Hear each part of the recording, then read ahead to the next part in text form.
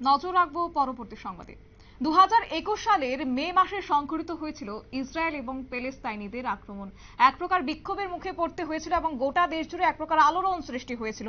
তারই এবার প্রতিবাদ জানানো হয়েছে রাজ্য জুড়ে এবার প্রতিবাদ ইসরায়েল প্যালেস্তাইনের উপর আক্রমণকে কেন্দ্র করে ত্রিপুরা পিপল পার্টির বিক্ষোভ কর্মসূচি। আগরতলা রবীন্দ্র ভবনের সামনে তাদের এই বিক্ষোভ প্লেকার্ড হাতে নিয়ে তারা বিক্ষোভ প্রদর্শন করেছেন। বিস্তারিত বিষয় নিয়ে কি বলছেন তারা, শুনুন। বর্বর আক্রমণের প্রতিবাদে বিক্ষোভ কর্মসূচি নেওয়া হয়েছে।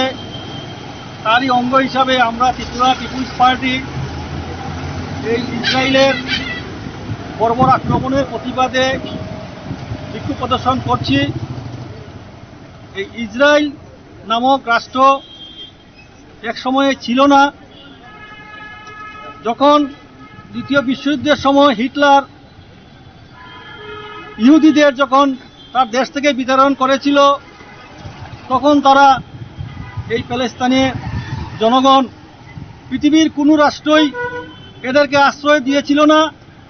একমাত্র প্যালেস্তানি জনগণ এই ইহুদিদেরকে আশ্রয় দিয়েছিল এবং পরবর্তী সময়ে সেই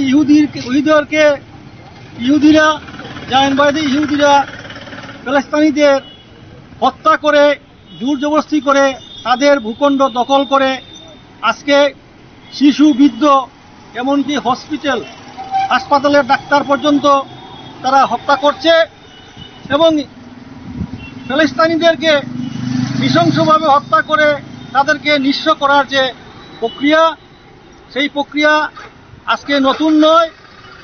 1915 সাল থেকে ব্রিটিশ সাম্রাজ্যবাদ সেই প্যালেস্তানের যে ভূগর্ভে যে তৈল সম্পদ, প্রাকৃতিক সম্পদ যে আত্মসাৎ করার জন্য এই ইসরায়েলকে দিয়ে, জায়নবাদী ইহুদিকে দিয়ে প্যালেস্তাইনকে ধ্বংস করার যে প্রচেষ্টা, সেটা দীর্ঘদিন ধরে চলছে এবং একটি অজুহাত খাড়া করে গত বছরের 7ই অক্টোবর তারা ব্যাপকভাবে প্যালেস্তাইনে আক্রমণ করে শিশুসহ সবাই।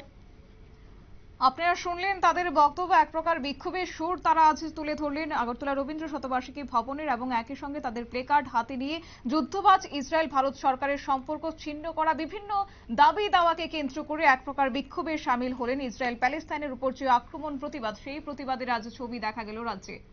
নিয়ে নিচ্ছে ছোট্ট একটি বিজ্ঞাপন বিরতি, সঙ্গে থাকুন।